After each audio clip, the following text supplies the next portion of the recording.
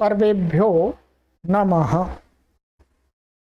देववाणी संस्कृतम YouTube channel में आप सभी संस्कृत प्रेमियों का हार्दिक अभिनंदन। मित्रों, समास प्रकरण की आज हम तीसरी कक्षा को पढ़ने जा रहे हैं। 2 कक्षाएं मैंने आपको पढ़ा दी हैं और सभी कक्षाओं के लिए प्लेलिस्ट में कॉलम बना दिया गया है। समास प्रकरणम टीजीटी पीजीटी समास प्रकरणम डॉक्टर बाबूराम सक्सेना। इस पुस्तक को पढ़ाया जा रहा है संस्कृत व्याकरण प्रवेशिका। इसके लेखक डॉक्टर बाबूराम सक्सेना हैं। सभी कॉम्पिटिटिव एग्जाम की तैयारी करने वाले पाठकों के लिए ये पुस्तक अतीव सहयोगी पुस्तक है। सरल भाषा में सभी व्याकरण संबंधी सूक्ष्म बातों को समझाया गया है। तो मित्रों, आज हम समास प्रकरण की तीसरी कक्षा में अव्ययी भाव समास का आरंभ करते हैं। सामान्य मैंने आपको सभी बातें बता दी हैं पिछली 2 कक्षाओं में, और समास कितने प्रकार के होते हैं उनकी परिभाषा भी आपको गत कक्षा में बता दी थी मैंने। आज हम पहला जो समास है हमारा, जो गत कक्षा में मैंने आपको बताए थे, अव्ययी भाव समास, तत्पुरुष समास, द्वंद्व समास और बहुव्रीहि समास। इन चारों समासों में सबसे पहला और उसके जो 2 भेद मिलाकर के द्विगु और कर्मधारय समास मिलाकर के 6 बन जाते हैं।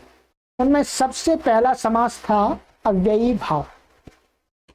अव्ययी भाव समास को आज हम पढ़ना आरंभ करते हैं। चलिएगा, आपके पास पुस्तक है तो आप पुस्तक खोल सकते हैं, और नहीं है तो आपको पुस्तक यहाँ दिख रही है, कोई परेशानी नहीं है। और पुस्तक मंगाना चाहते हैं तो आप व्हाट्सएप नंबर से संपर्क कर लीजिएगा। आपको घर पर बैठे बैठे पुस्तक ऑनलाइन उपलब्ध करा दी जाती है। चलिएगा मित्रों, अव्ययी भाव समास। अव्ययी भाव समास की मैंने आपको पिछली कक्षा में परिभाषा लिखाई थी कि पूर्व पदार्थ प्रधानाः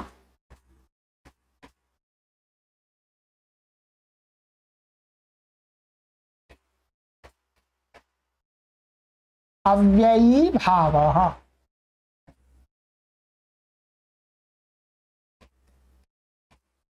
अर्थात जिस समास के अंदर पूर्व पद के अर्थ की, पूर्व शब्द के समस्त पद में पूर्व वाले शब्द के अर्थ की प्रधानता प्रकट होती हो, तो वो अव्ययी भाव समास होता है प्रायः करके। ठीक है, अब आइएगा डॉक्टर बाबूराम सक्सेना महाराज जी क्या कहते हैं।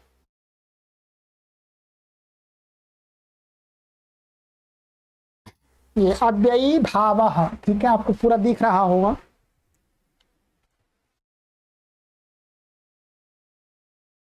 चलिए,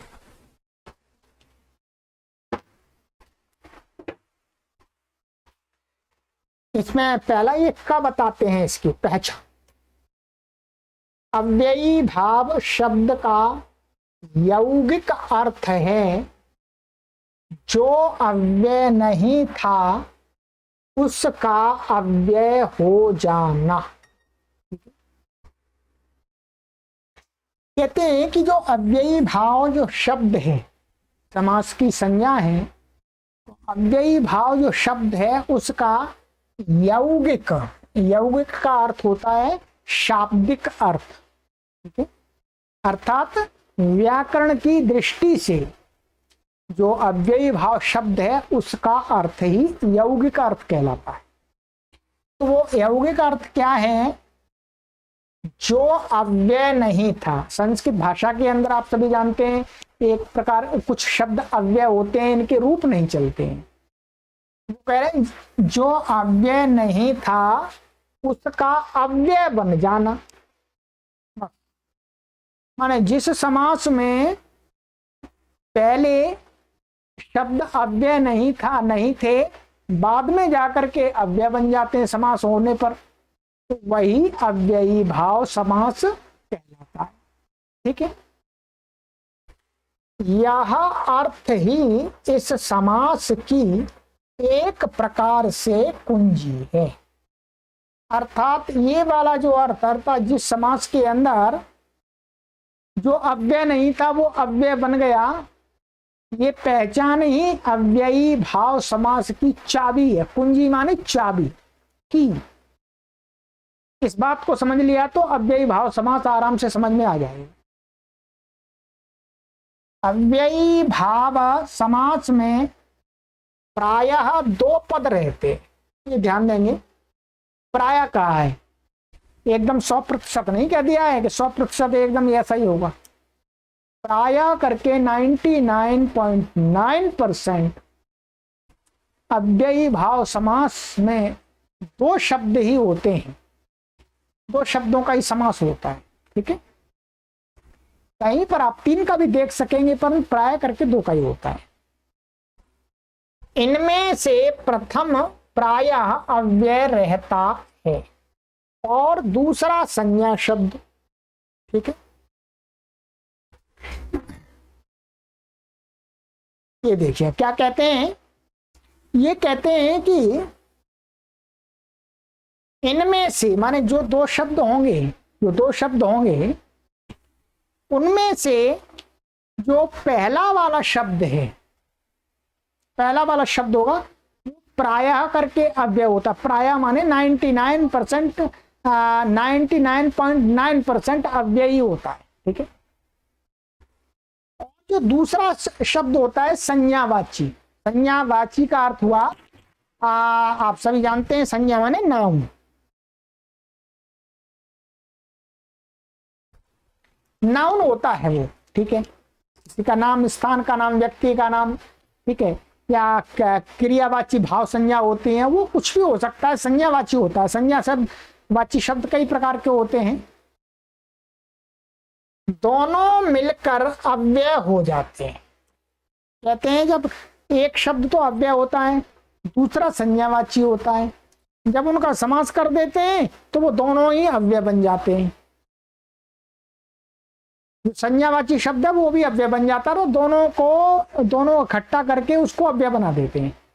फिर उसके रूप नहीं चलते, क्या है, उसके रूप नहीं चलते। किसी अव्ययी भाव शब्द के रूप नहीं चलते। जैसे राम शब्द के रूप चलते हैं अथवा अन्य समस्त पद के रूप चलते हैं सभी विभक्तियों में और सभी वचनों में, वैसे अव्ययी भाव समास के रूप नहीं चलते हैं, क्योंकि वो अव्यय बन गया। अंतिम शब्द का नपुंसक लिंग के एक वचन में जैसा रूप होता है, वही रूप अव्ययी भाव समास का हो जाता है और वही नित्य रहता है। ठीक है, चलिएगा इसको दूसरा ऊपर कर लीजिएगा। कहते हैं कि जो दो शब्द होंगे, अंतिम शब्द संज्ञावाची होगा, ठीक है, तो जोड़ देंगे। तो अंतिम शब्द का क्या करेंगे, अंतिम शब्द को समास होने के बाद, वो किसी भी लिंग का था पहले, समास होने के बाद उसको क्या कर देंगे, नपुंसक लिंग बना देंगे। क्या उसका लिंग क्या बन जाएगा, पूरे समस्त पद का उस अंतिम सहित क्या बन जाएगा, नपुंसक लिंग। और एक वचन रहेगा बस, कोई दूसरा आगे रूप नहीं चलेगा, एक वचन रहेगा। सरल है। एक वचन के जैसा बनता है, वही रूप अव्ययी भाव समास का हो जाता है, मतलब पूरे समास का ही हो जाता है वो रूप। ठीक है, वही नित्य रहता है, बदलता नहीं है, वैसा ही रहता है। ठीक है, जैसे एक उदाहरण दे रहे हैं, यथा कामम, ये क्या है, अव्ययी भाव समस्त पद है। क्या है, अव्ययी भाव समास का पूरा ये एक शब्द है, यथा कामम। इसका विग्रह करके बताएंगे, क्या इसका विग्रह करके बताएंगे तो क्या बनेगा, कामम अनतिक्रम्य इति यथा कामम, ये समस्त पद है। कामम अनतिक्रम्य, काम का अर्थ होता है इच्छा।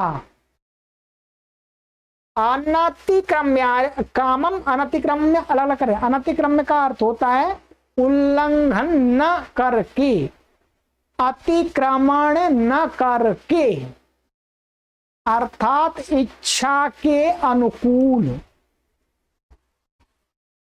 तो यथा और काम का समास करते हैं तो क्या बन जाता है? यथा कामम बन जाता है।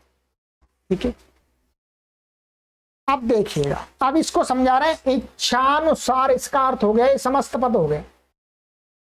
यथा कामम में दो शब्द आए। पहला शब्द कौन सा आया? यथा, ये आप देख रहे हैं, यथा आया। ठीक है, और दूसरा शब्द क्या आया? काम। काम आया। काम कैसा है? संज्ञावाची शब्द, ध्यान देंगे, संज्ञावाची शब्द है ये। काम मतलब इच्छा। इनमें यथा शब्द प्रधान है। यहां पर क्या है? यथा शब्द प्रधान है। पूर्व माने पूर्व पद में है तो पूर्व पद का अर्थ प्रधान होता है इच्छानुसार। ठीक है, तो यहां पर इच्छा माने क्या क्या क्या है?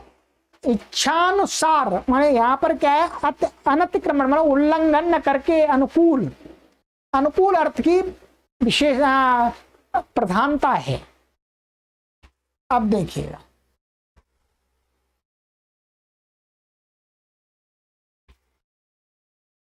दोनों शब्द मिलकर एक अव्यय हुए। माने यथा काम में दो शब्द मिल गए तो एक अव्यय हुए यथा काम।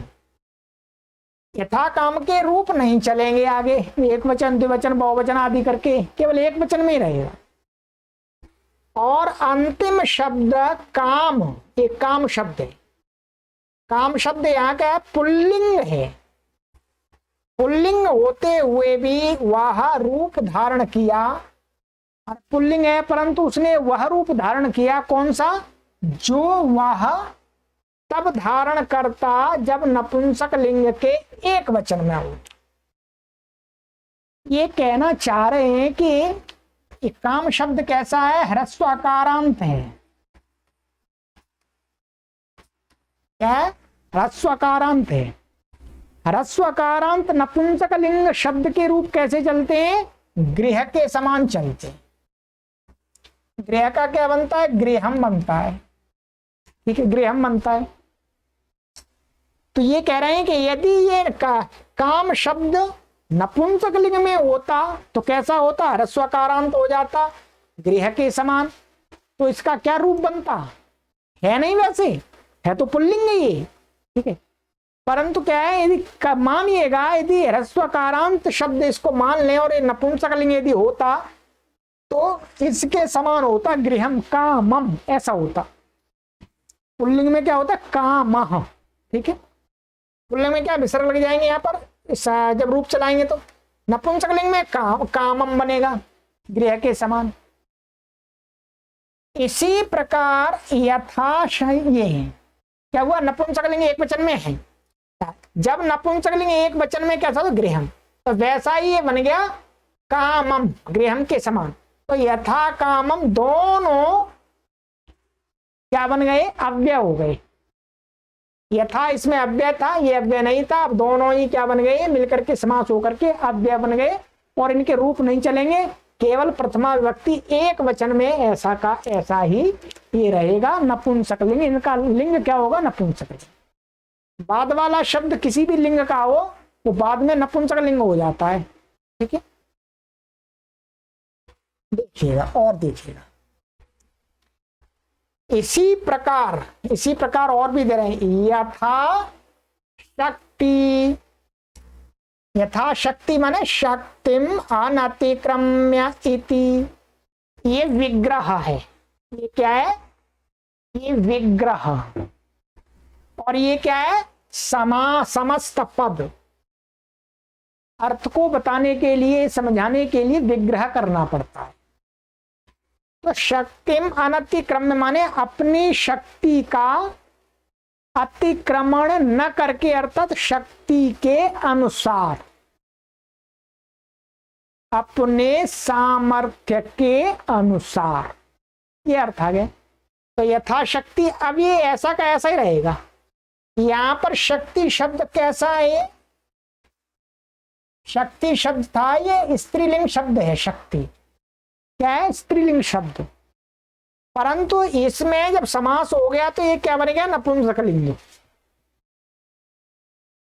स्त्रीलिंग अकेला होता तो ये विसर्ग लगता है, अब ये नपुंसकलिंग बन गया तो इसका रूप अब विसर्ग नहीं लगेगा, ये हट जाएगा। तो क्या बनेगा? यथाशक्ति, ऐसा ही रहेगा। अब इसके रूप नहीं चलेंगे, ठीक है। अंतरगिरी, इसका विग्रह करेंगे। इसका अर्थ है ये जो पहाड़ों के अंदर, ठीक है, पहाड़ों के अंदर, पहाड़ों में, ऐसा अर्थ है। तो गिरिशु इति, गिरिशु इति माने पहाड़ों में, ठीक है, गिरियों में, ये अर्थ आता है। तो अंतरगिरी, इसका भी आप ये अंतर, यहां अंतर शब्द है, ये क्या है? यहां पर अव्यय है, ये अव्यय है। गिरी शब्द क्या है? पुल्लिंग है, परंतु इसमें समास हो जाएगा तो क्या बन जाएगा? नपुंसकलिंग बन जाएगा, ठीक है। पूरा क्या बन गया? नपुंसकलिंग, एक वचन अव्यय और अव्यय बन गया है। ये अव्यय भी बन गया, सारे अव्यय बन जाएंगे। ऐसे ही उपगंगम, ध्यान दिए, उपगंगम, तो गंगायाः समीपे, गंगा के समीप में क्या होगा? अर्थ को कहने के लिए समास किया तो क्या है? उपगंगम। ये उप क्या है? अव्यय है। गंगा स्त्रीलिंग शब्द था तो यहां पर क्या हो गया? नपुंसकलिंग। तो नपुंसकलिंग में गंगम बनेगा फिर, ठीक है, अव्यय हो गया ये। ऐसे ही प्रत्यहम, प्रत्यहम का विग्रह आहा, आहा माने दिन, दिन माने हर दिन, क्या है? हर दिन। यहां ये क्या है? प्रति है और आहा क्या है? आहा। तो इसको यहाँ एको एणची लग करके जोड़ दिया, प्रत्यहम, और ये इसको गृहम के समान इसका बन गया नपुंसकलिंग में, एक वचन में। प्रत्यहम माने प्रतिदिन, ठीक है। चलिए, इतना आपको समझ में आया होगा, ठीक है। चलिए, अब ये तो अभी भूमिका बताइए इसकी अव्ययी भाव समास की। अब ये आगे नियम बताने इनको, ठीक है। अब कहते हैं कि खा, अव्ययी भाव समास बनाते समय इन नियमों को ध्यान में रखना चाहिए। जब भी आप अव्ययी भाव समास बना रहे हैं तो आपके लिए कुछ आगे नियम बताए जा रहे हैं। ये वस्तुतः नियम क्या है? महर्षि पाणिनि के, परंतु डॉक्टर बाबूराम सक्सेना महाराज जी ने हिंदी भाषा में आपको सरल ढंग से, सुगम तरीके से समझाया है। मैं आपका सहयोग कर रहा हूं, ठीक है। चलिए, क्या कहते हैं? ख में नियम, पहला नियम ध्यान रखना है।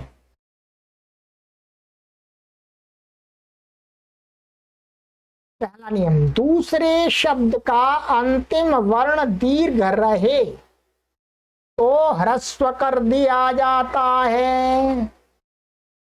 ये ध्यान देंगे, अव्ययी भाव समास में जो दूसरा शब्द है, बाद वाला शब्द है, यदि उसका अंतिम वर्ण दीर्घ हो तो उसको क्या कर देना चाहिए? ह्रस्व कर देना चाहिए। क्या कर देना चाहिए? ह्रस्व। अभी उदाहरण आपको बताएंगे, ठीक है। अभी समझिए, यदि अव्ययी भाव समास में जो अंतिम वाला शब्द है उसका अंतिम वर्ण, अंतिम स्वर यदि दीर्घ है तो उसको क्या कर देना चाहिए? ह्रस्व कर देना चाहिए, ठीक है। कर दिया जाता है। यदि अंत में ए अथवा आई हो तो उसके स्थान में ई, कहते हैं अव्ययी भाव समास में जो अंतिम शब्द है उसका जो अंतिम वर्ण है वो यदि ए है, ए आ रहा है, अथवा आई आ रहा है, तो इनको हटा करके क्या कर देना चाहिए, ह्रस्व ई कर देना चाहिए। क्या कर देना चाहिए, ह्रस्व ई। और यदि ओ अथवा औ हो तो उसके स्थान में ऊ हो जाता है। यदि ओ है अथवा औ है, अंतिम शब्द दूसरा शब्द है उसका अंतिम वर्ण, तो उसको क्या कर देना है, ह्रस्व ऊ। ठीक है, इसके लिए सूत्र हैं, दो चीज के लिए सूत्र हैं। इसके लिए देखिएगा, इस बात को समझाने के लिए ये जो बताया था आपको यहां पर, क्या अंतिम शब्द का लिंग नपुंसक लिंग हो जाता है, इसके लिए महर्षि पाणिनि का ये सूत्र है। सूत्र आप देख लीजिएगा, सूत्र को आपको पढ़ना नहीं है, अर्थ आपको समझना है। अव्ययी भावश्च, अव्ययी भावश्च ये सूत्र है अष्टाध्यायी के दूसरे पाद का, दूसरे अध्याय के चौथे पाद का 18। ये कहता है कि जो अव्ययी भाव समस्त पद होता है उसका लिंग नपुंसक लिंग होता है, इसलिए अव्ययी भाव समास हमेशा नपुंसक लिंग एक वचन ही रहता है। ठीक है जी, ये इस नियम, इस सूत्र से वास्तव में होता है। दूसरा ये बताया कि ह्रस्व नपुंसके प्रातिपदिकस्य, कि अव्ययी भाव समास में जो दूसरा शब्द होता है उसका यदि अंतिम वर्ण दीर्घ हो तो उसको ह्रस्व कर देंगे, और यदि ए है, ए आई है, औ है, तो उसको ए आई को ई और ओ को ऊ कर देंगे। ये बात ये सूत्र बताता है कि ह्रस्वो नपुंसके प्रातिपदिकस्य, ये करता है ह्रस्व ई ऊ, ये करता है दीर्घ को ह्रस्व और ऊ और ई ये करता है। ठीक है जी, चलिए देखिए, आप उदाहरण देखिएगा मित्रों ध्यान से। ये प्रकरण बहुत जटिल है, समास का सबसे जटिल प्रकरण है, इसको ध्यान से सुनना पड़ेगा आपको। जैसे उप और गंगा, इनका समास हुआ, क्या हुआ, उप और गंगा का समास हुआ। इसका विग्रह करेंगे अर्थ समझाने के लिए, तो क्या करेंगे, विग्रह क्या होगा, गंगायाः समीपे, गंगा के समीप में। ठीक है, दोनों को जोड़ देंगे, समास बन जाएगा अव्ययी भाव समास। ठीक है, इसके लिए सूत्र है वो बताएंगे। उपगंग बन जाएगा, क्योंकि ये दीर्घ था गंगा शब्द, तो समास में ये क्या हो जाएगा, ह्रस्व हो जाएगा, उपगंग। और ये नपुंसक लिंग में हो गया, फिर इसका गृहम के समान एक वचन में चलेगा रूप, तो क्या बन जाएगा, उपगंगम। और इसको नपुंसक लिंग एक वचन में नित्य रखते हैं, इसलिए उपगंगम बनेगा। ये क्लियर हो गया, पूरा क्लियर होना ही चाहिए। क्या बन गया, उपगंगम, ऐसा बनेगा उपगंगम, ये हमेशा रहेगा, इसका अर्थ हो गंगा के समीप। अब यहां ध्यान देंगे, उपगंगम शब्द से किसको कहा जा रहा है, गंगा को नहीं बताया जा रहा, गंगा की समीपता को बताया जा रहा है। और समीप अर्थ किसका होता है यहां पर, उप का। उप का अर्थ क्या है यहां पर, समीप। तो जो अव्यय है, उप क्या है, ये अव्यय है। और समास होने पर इस उप शब्द के अर्थ की प्रधानता है, क्योंकि उपगंगम का अर्थ है गंगा के समीप। समीप, गंगा को नहीं कुछ कहा, गंगा की समीपता को बताया जा रहा है, इसलिए वो वाला लक्षण इसमें घट गया कि पूर्व पदार्थ प्रधान अव्ययी भाव, कि जिस समास में पूर्व पद के अर्थ की प्रधानता होती है उसको अव्ययी भाव समास कहते हैं। तो अब यहाँ पर घट गया पूरा उपकार, तो उपगंगम ये हो गया अव्ययी भाव समास पक्का। अब इसमें कोई दूसरा समास नहीं है, ठीक है। आइएगा, ये सूत्र मैं आपको बताता जा रहा हूं, सूत्र आपको पढ़ने नहीं है क्योंकि आपको समझना है। सूत्र आप तब समझ में आएंगे जब आप प्रॉपर तरीके से अष्टाध्यायी के सूत्रों को पढ़ेंगे, जो मैंने एक अलग से कक्षा चलाई हुई है, अष्टाध्यायी भाष्य प्रथमा वृत्ति, वहां पर आपको सूत्र समझ में आएंगे। ये जो हम पढ़ा रहे हैं आपको, ये किन विद्यार्थियों को पढ़ा रहे हैं? जो तैयारी करने वाले हैं अथवा प्राथमिक स्तर के समास प्रकरण को समझना चाहते हैं, ठीक है। चलिए, ये हो गया। और देखिएगा आप कुछ उदाहरण और। नदी, अब देखिएगा उपनदी का समास विग्रह करते हैं तो नद्याः समीपे, नदी के समीप। अब यहां पर उप और नदी है, ये अव्यय है, ये अव्यय है। तो अब इसका समास करेंगे तो उपनदी, तो बाद वाला शब्द का अंतिम वर्ण क्या है? दीर्घ ई। तो दीर्घ ई को क्या हो जाता है? अभी बताया था ह्रस्व ई, दीर्घ वर्ण को ह्रस्व हो जाता है, तो इसको ह्रस्व हो गया, समास होकर के क्या बना? उपनदी। बस इसका ऐसा ही रहेगा, नपुंसक लिंग में इसका रूप ऐसा ही चलेगा, ठीक है। तो उपनदी ह्रस्व हो गया दीर्घ का। उपवधू, तो वध्वाः समीपे, बहू के पास, पास अर्थ आ रहा प्रधान, तो क्या बना? ह्रस्व होकर के उपवधू, क्या बन गया? उपवधू। उप प्लस गो, तो गो हो समीपे, उपगु, ठीक है। गो हो समीपे उपगु। तो अब यहाँ गो ओ है अंत में, ठीक है, ओ है। ओ को क्या बताया था? ओ को ऊ हो जाता है समास में अंत में, तो ऊ हो गया उपगु। और ये नपुंसकलिंग हो गया, एक वचन हो गया, इसका रूप ऐसा ही रहेगा, अब नहीं बदलेगा, ठीक है। तो इसका अर्थ है गो समीपे, गाय के समीप, ठीक है। उप प्लस नऊ, तो नावः समीपे, नाव के पास, वोट के पास।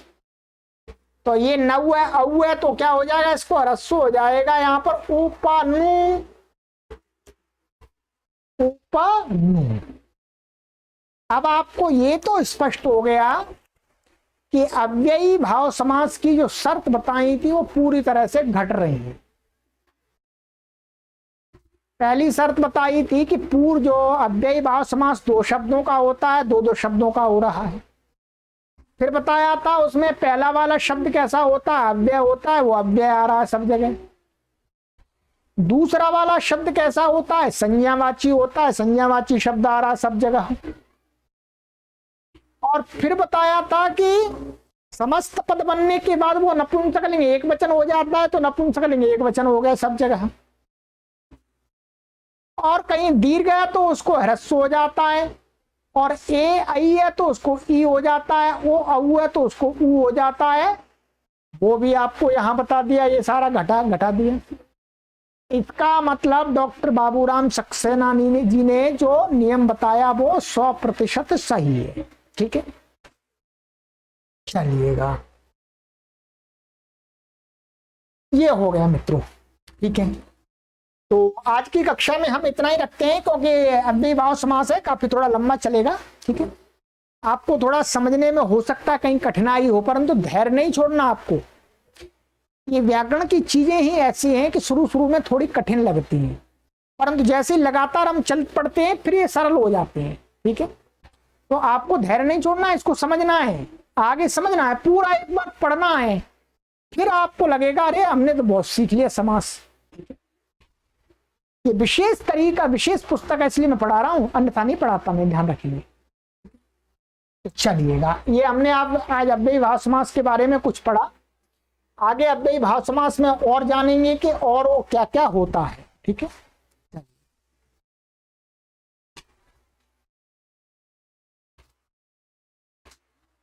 सर्वेभ्यो नमः।